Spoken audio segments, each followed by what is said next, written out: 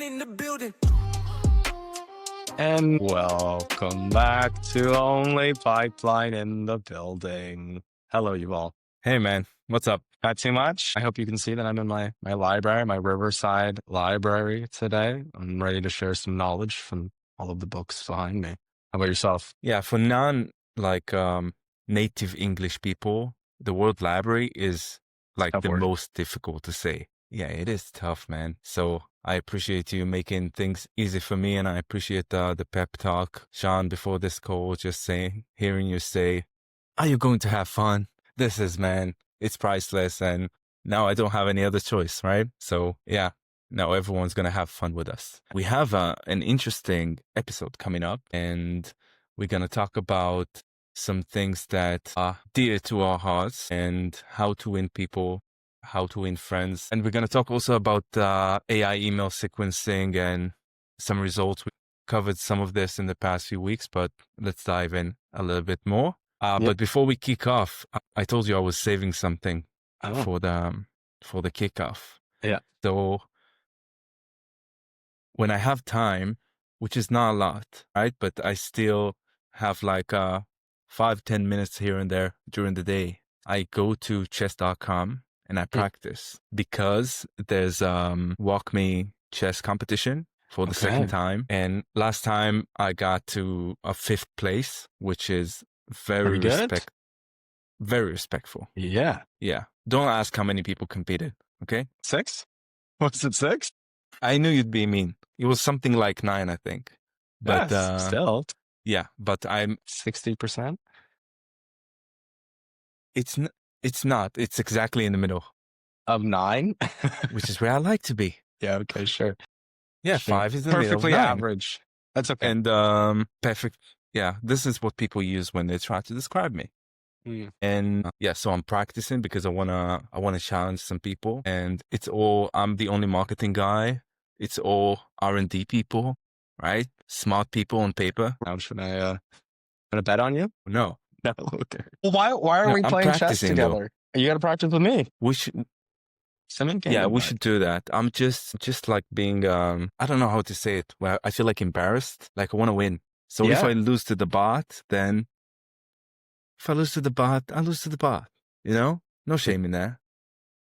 I think there's more shame in well, it depends what level of bot that you're actually playing, but yeah. Where do you think you're gonna be top 3 this time around? That's my I want to be on the podium. Let's see. Again, I'm not investing a lot of time in that, and I'm doing because I have like 5-10 minutes there, and I really want to conclude a game, and also the games are like 5-10 minutes, so you don't really have a lot of time to think. So I'm trying to practice this fast kind of thing. I knew you'd be excited about it. I don't know if people listening to this will be excited about this. 2 people speaking about chess. We can just keep talking about chess for the rest of the podcast, right? But yeah, well, it's funny that you mentioned that because I used to be a pretty good chess player at my old company, Sysaid, and then no one really plays chess in my company now, but there's one guy, and it just so happens he beat me 3 times in a row now, which I'm really upset about. But as a result of that, we got my BDR, shout out to Mariana, started playing chess. So she's on chess.com. We've been playing some chess right now, and it's addicting, man. You get those 10-minute rapid games going. It's pretty fun. Yeah. I need to do it 1-to-1 more. Yeah. Yeah. Stop And playing also, against bots. yeah. Last year when we did planning, I was playing. We're doing shout outs, so I'm doing shout out to Matan. We did like a 1-on-1 session, like in the meeting room we kind of rented. Sorry, had like a massive chessboard, and I'm like, we gotta play. And yeah, so that was fun. And now we're planning like the planning session for 2026 is also gonna happen, and I may bring my own chessboard then. Nice. I keep meaning to bring my chessboard to the office because right now I don't have anyone to play with at home. So it's underneath my computer monitor, basically propping it up. So I gotta take it out. But enough about chess. I'm actually gonna talk through some of the lessons that I learned as a young manager at Sysaid over time. But I think there's like kind of 2 topics that I wanted to talk about. And the first one that we're gonna talk about, I want your opinion on this because I'm testing a new I guess both outbound and inbound sequence strategy. I haven't launched it yet, but I spent a lot of time kind of trying to get some messaging together today. And so the first use case, or the primary reason that I started this, right, is like, okay, every person that's kind of involved in sales development or in demand gen knows like inbound leads or leads come to the website in order to either request a demo, in Sysdig's case, a trial, a quote, right? They could come for thought leadership as well. And so while we're at Sysdig, Yuval, you and I, well, we had a target on a kind of soft lead conversion, right? And soft leads were those that just either hit our website because we had their information before, or they downloaded a piece of content, right? And I think at the time, well, I know at the time, I didn't really hold these in high regard, right? Like if I was trying to convert demo requests at a 40% rate, like because you, shout out to you, were very good at bringing in very good leads that wanted to see the product, right? We didn't need to focus as much, maybe not need. I didn't see the need to focus as much on content downloads, right? Because you just they're kind of nebulous. Are they ready to be sold to? Are they ready to meet with your team? Are they locked into a contract for the next 3 years? Like, is it worth your time to follow up with these guys? Right. And so I think generally at customer engage today, the thought leadership is very, very good. It's at a very high quality.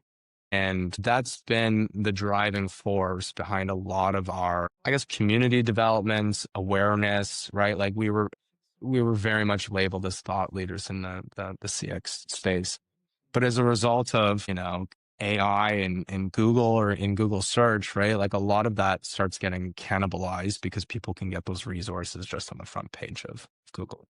Anyways, typically we've had a decent conversion of like kind of thought leadership on our website, but now I'm trying to pay extra attention to these. And I'll get into the strategy in a second, but I wanted to hear your thoughts just in terms of how you view soft leads, Yuval, or kind of content downloads and what you would expect to have happen from a sales motion perspective and from a pipeline perspective, potentially. It feels like we're picking up a conversation from a few years ago, right? Yeah. My view on this and is these are intent signals, right? And it is an intent signal or an engagement type, but it's not, I want to talk to you. And in a velocity business, you want the, I want to talk to you, or I want to test the product. Other stuff, let's call it, it's an opportunity to get there. Because at the end of the day, you'll want people coming in and saying, here, now I'm aware enough of the problem I have, or aware enough of what could be done that could save me time, money, resources. It's usually around this, right? All SaaS companies save me time, money, resources. It's one of those three, all three. And you just want to create the content that will slowly get them there or that will meet them on certain points of research or problem awareness. And then you kind of need to tie it down to what can you do with this and what's the primary motion. I've seen some companies, and maybe a customer engage could be one of them, that is being led by those type of leads. And you use the intent signal as an early intent signal, and then you kind of get them slowly down the funnel to understand, all right, I have a problem. Now, to this problem, there are 5 different solutions. One is hire someone to do 1, 2, 3. The second is to buy this software. The third is to buy an external service, MSP, or something like this that will provide it for me, etc. So I think it's super valuable. I think that in companies that don't do that, they're completely missing it out. And also in today's day and age, the way to stand out is to create some unique content more than ever. So if you create something unique that cannot be found or can be hard to find on just chatting with ChatGPT, then you could do something great. And I want to ask you, how do you treat those leads? Like what are you planning to do with them? So this is actually, I'm really curious, but just before I answer, like I want to know, at least maybe from WalkMe or from some of your colleagues, like what have you seen? Because by the way, this isn't a contentious point, right? Like I now think that they're very, very valuable.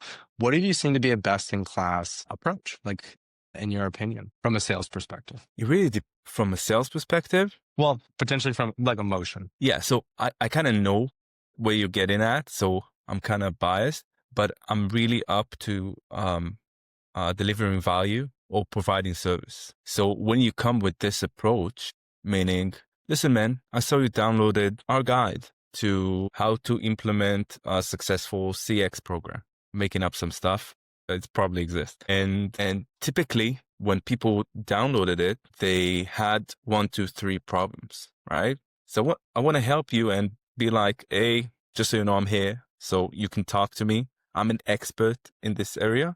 So if you want just someone to be a sounding board and run some ideas by, I'm your guy. And if you want to explore more, like people like yourself from 1 to 3 companies did, then here's the next thing to grab. Here's the next thing that should be on your radar. Yeah. And then just to be there to provide service. It's like the waiter that, you order your meal and the waiter is coming in.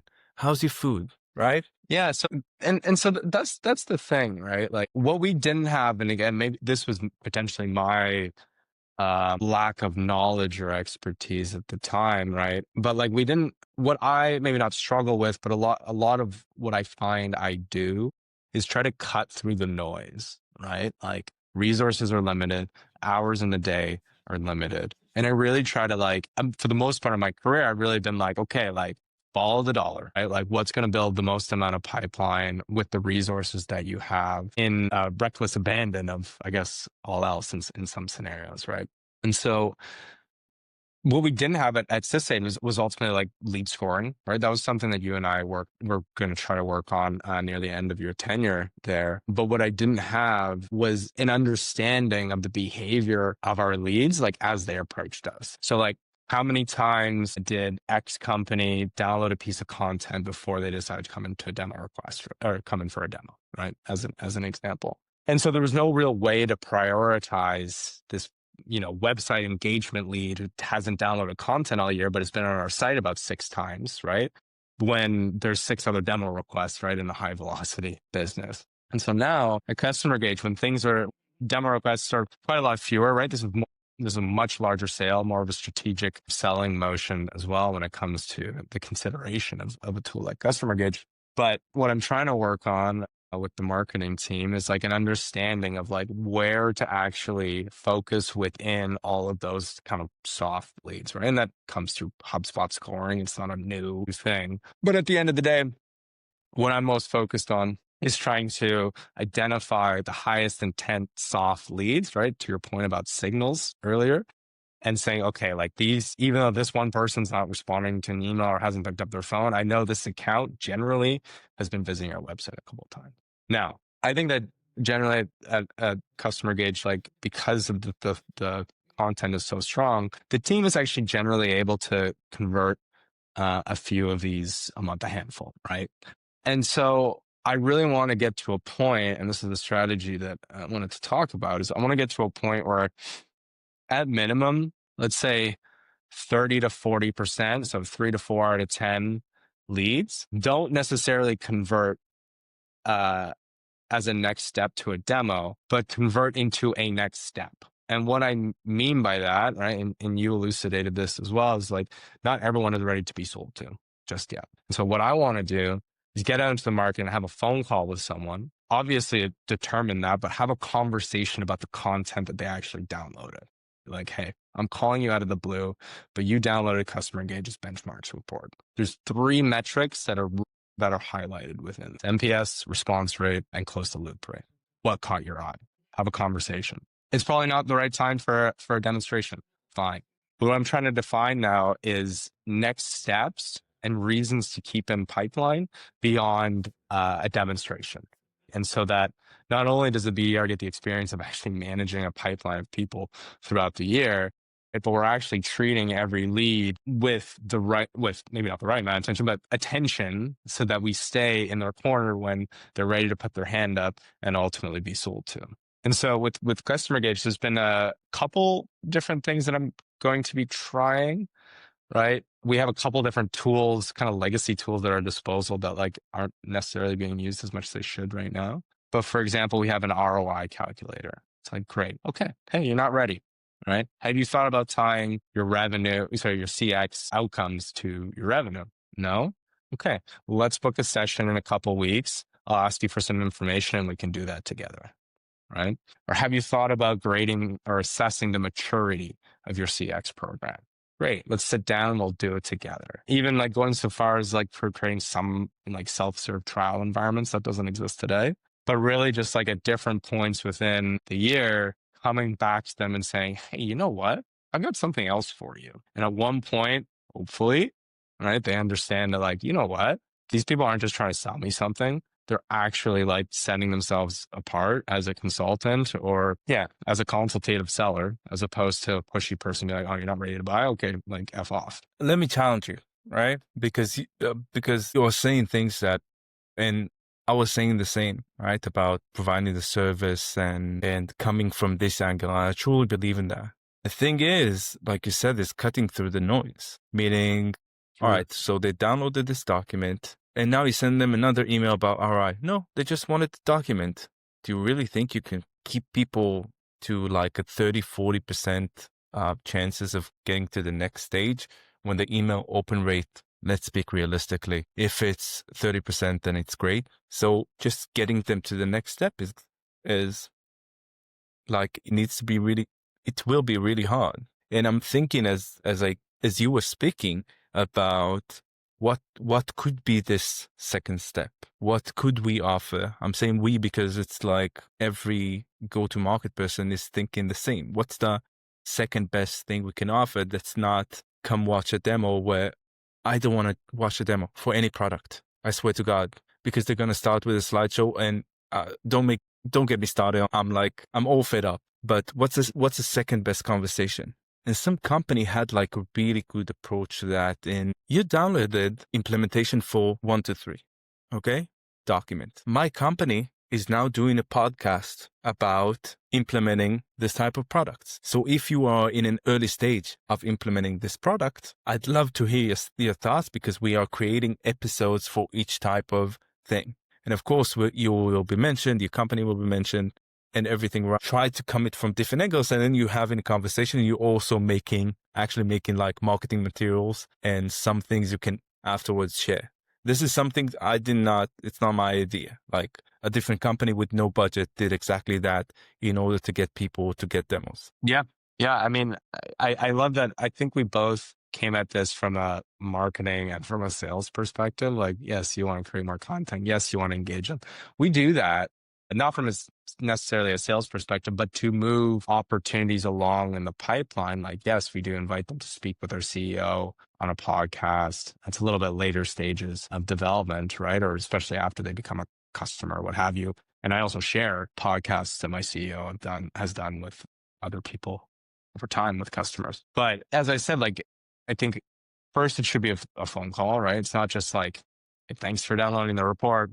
Here's another assessment, because they're not going to know what to do with it. But no, I want to be instructional with you and to help impart some learning to you, right?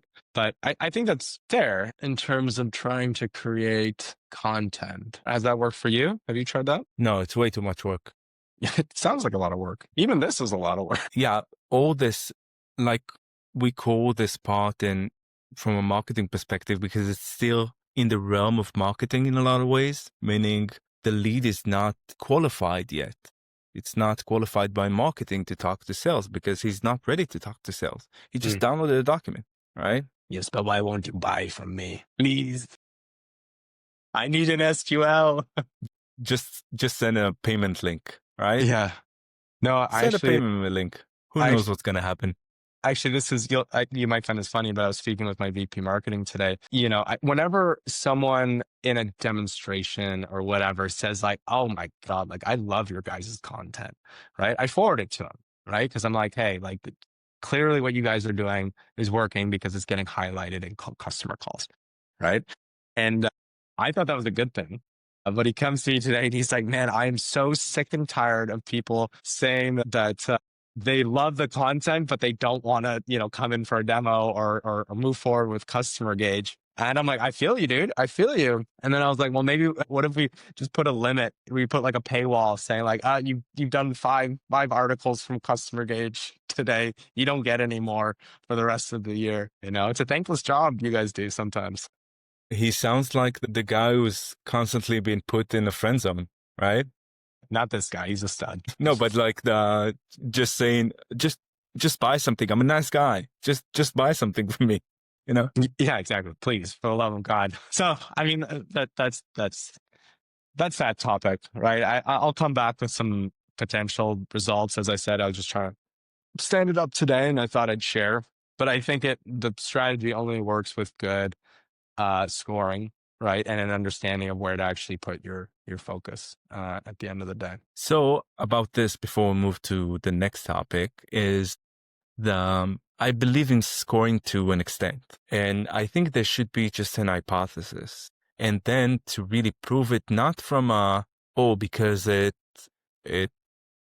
just matched this country that I would like working with, or this region, or this type of job title, or downloaded this type of document. You guys know the market. You guys are working with this. I think you can make good assumptions as for what should qualify, where should we start, right?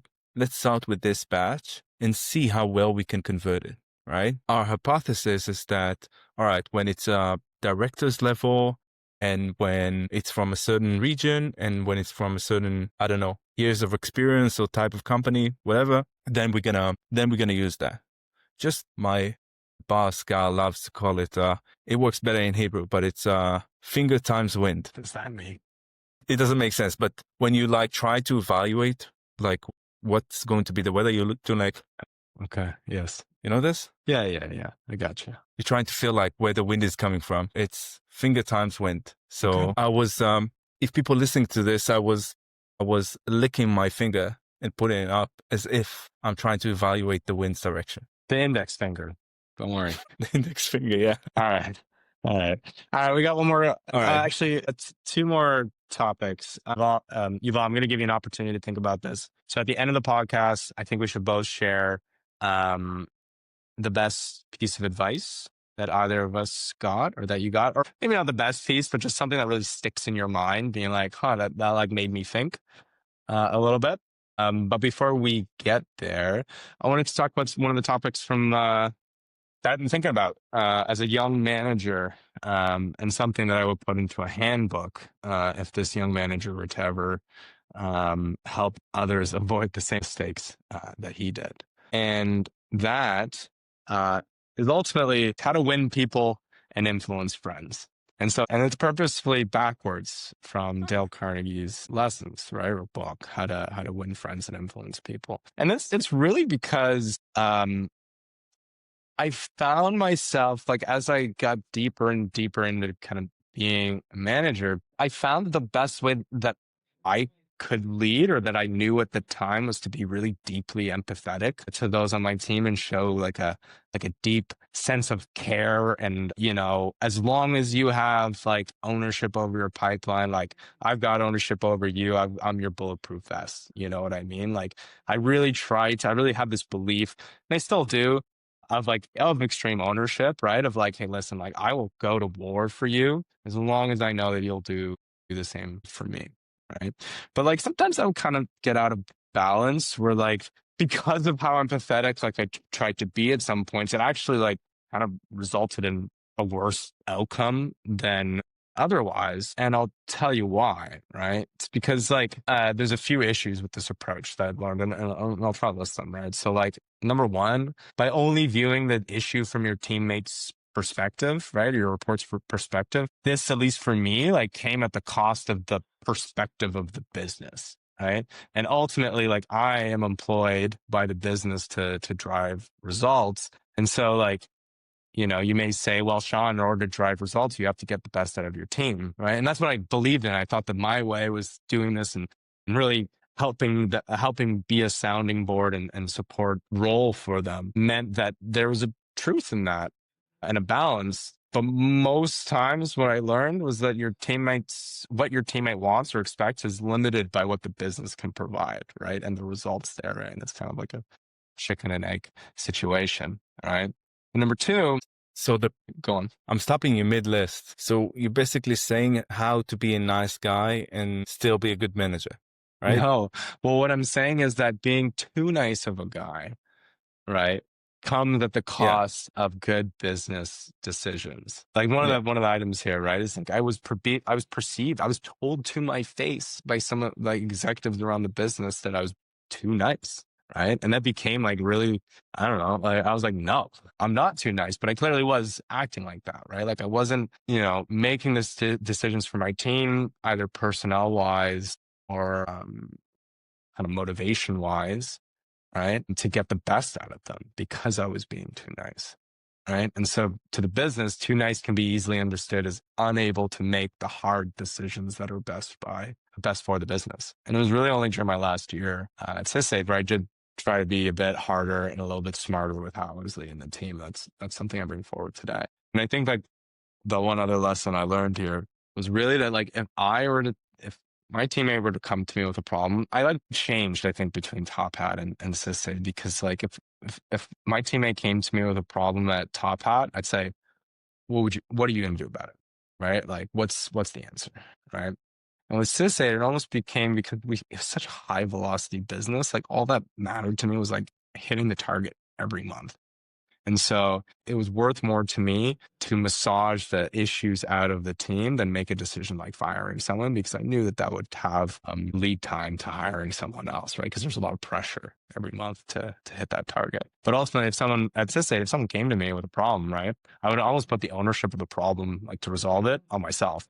And I'm taking this big monkey that was sitting on my teammate's back and putting it on mine, right? And as a middle manager, I was basically crushed by monkeys from both sides, right? From my team and from up above.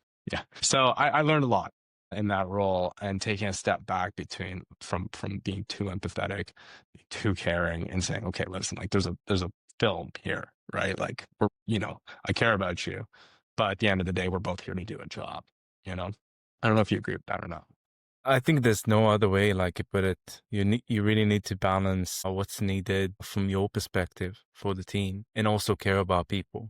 And I think tying up people's result to benefit the business is actually what's going to help them and to help their career. Like sometimes it's a tough love situation. And tough love does not, it sounds like a negative thing, right? Tough love is saying no, right? It doesn't have to be no. It has to be and you taught me that, and I think I repeat that. You need to expect. You need to expect people. There's no way you could they are expecting you. It works the other way around. You expect from them. And then you can inspect. And then you can set your own expectations for yourself. And then you can communicate that to the team. I'm here to help you with any personal stuff. I'm here to help you with you're going through something. I want to be able to accommodate that and see what I can do or what the business can do to help you, right? But it's a two-way street, meaning you need to step up and this is your responsibility. And this is where I expect you to show up to work, even if you don't feel like it. Yep. Yeah, exactly. Because I'll be there when yeah. Well, that's the right balance. I think you characterized that pretty well. What a great manager you are. But yeah, it took me a minute to understand that. All right, man. Tell me your piece of advice that has stuck in your mind ever since you've gotten it. So I've got two things because what you told me about this relationship and trying to balance employees' expectation and business expectation or our own manager expectation is about leadership in general. And they say that a leader is never content with the present, but he's always optimistic about the future. And this is what makes a leader really lead people. Leading is the moving forward. So I think like exactly in what you described, just in a different way, is about changing the perspective from here and now and what's going on and thinking about the future and what good looks like or what the future on the other side is looking like. So this is really inspiring. I think that's actually interesting or really interesting because I don't know what I expected, like getting into the workforce or becoming a manager or leader or whatever. I don't know what I was expecting, but like I'm constantly just like not happy with the present and trying to make it better for the future. Like that really rings true. I didn't sign up for this, but apparently that's what I do now every single day, right? Just prep for the future and try to be a little bit better every single day, which is wild. I think it also, at the end of the day, a lot of people depend on us showing up, Hmm. and caring about the future and not being content with the present. And this is what makes, I think it, in any position in the workforce, in your hobbies, like it's all the same way. This is how you get to something good. And these are the type of people you like to work with, because it's not, if people just are not content with the present, but they couldn't care less about the future, those are, everyone knows who I'm talking about, right? Those are the people who complain and, oh, everything is bad here, and I'm never going to get this promotion, or I'm never going to get this raise, or I'm never going to Hmm. be hired to do a different job, or I'm never gonna find the perfect someone. I can go on and on about complaining, but I really like it. Then what's your lesson? What's your lesson for the week? Okay. So this was imparted to me by a very influential manager to me when I was at Top Hat. And she said, as a manager, and this was my first manager overall, she said, as a manager, you're in a fishbowl. Everybody, your reports, peers, fellow managers, executives are looking at you and how you behave, right? And as a young manager, like that really made sense to me, but it was really difficult to, at some points, to put into practice. At the time, it's less so now because I'm becoming an old man.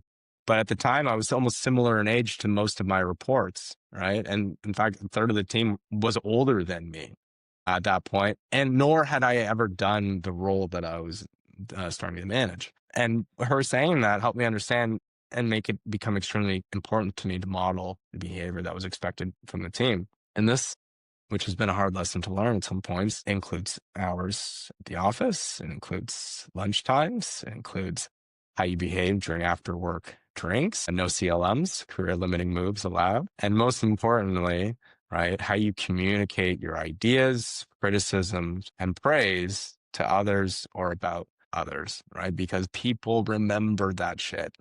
That's what I've learned. It's a good note, and I got a similar one when I first got my into managing people at CISA. And someone told me, like, they saw me around the hall in Airport City back when we were there, and they came up to me and they say, listen, man, you're now a manager, you can't be a part of some conversations. You This just was can't be a formerly a part. peer, and now you were promoted above him or her. No, no, no. It was like another manager. They came to me Okay. and said, and it was reiterated by different people from different areas. And because I was a young manager, my initial reaction was to really take a step back and keep like a lot of distance from those conversations. And what I realized in time, and maybe I'm making a mistake now, maybe I made a mistake back then. I have no idea, right? I only know I need to be true to myself, and I'm a social person and I like being a part of conversations. And even if it's not so nice conversations, yes, it's important what you say during those conversations. Yes, it's important. I think the stuff you said about feedback and how do you give a pushback and things like this, super crucial. I'm 100% with you. But also, sometimes people next to you are going to say, well, this CEO, he's just a terrible guy, right? Or he's whatever. And you can't pretend like you're not there and not hearing that. It just fake. It screams out, Hmm. I'm a corporate management type of person. You can be a part of the conversation, be like, what do you think there? And then they're gonna say, because in the last all hands call, he was saying this and that, and I'm like, all right, this person is managing a company and then give them a perspective they didn't have before, Hmm. or just be like this guy from management that actually listens to them, even if there's no. Now I'm not mad at the CEO anymore. It usually doesn't happen, right? But just having this conversation, just be yourself in the conversation and be true to your own principles. Yep. And this old me would be at war with this. It's like, well, because I just want to be their friend and I want to hear what they have to say. And it's like, well, no, actually, I'm responsible for culture and I'm responsible for making sure there's positivity here and we can all work together, right? So I think that's a really good point. That's a really good point, Yuval. Okay. And I think it also brings some cultural things, right? And I think, in next conversation, we can talk a little bit more about managing a global team, which is something I'd love to hear from you because you managed like a really global team, right? In a lot of different places. So I think there's something in there that's a little bit different in how you conduct those type of conversations. Certainly. And yeah, but it's exciting. It was an inspiring episode today. I really feel that. Well, the real question is, well, did you have fun? You're not so sure. I learned something. Okay. I learned something. Okay. Well, I had fun. I hope everyone else had fun too. But yeah, I think this was a good one. Thanks, Yuval. Same time next week? Do you think same time next week? Do you think for like a future episode, maybe not now, a future episode, can we do like a whole episode of us talking and it's like a chess.com screen in the middle? Just playing like, chess the whole time? That'd be great content. Oh, now let's conclude the episode. Thank you everyone for listening. See you next week. Bye.